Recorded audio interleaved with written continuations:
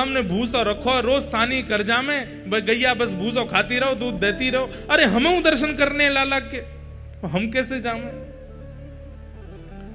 तो कहते हैं चौथे दिन में तो ब्रजवासियों को दर्शन लाभ मिल गया, तो पांचवें दिन गैया रम्माने लगी।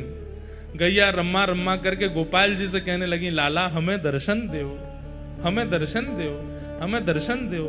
ठाकुर जी बोले, अरे मेरी प्यारी गैया इतनी व्याकुल है रही है, इनको मैं दर्शन कैसे दूं? तभी ठाकुर जी को पता चली पूतना आ रही है। भगवान बोले, आ जा, यही को माध्यम बनाऊंगा।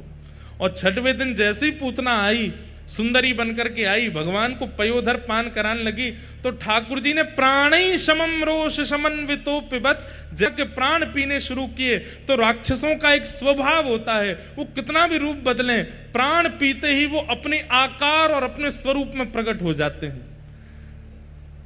भगवान ने जैसे ही प्राण धीरे धीरे पीने शुरू किए, पूतना की सुंदरता चलती चली गई, उसका कद बढ़ता चला गया, इतना कद बढ़ गया कि नंद भवन में आ नहीं पा रही थी।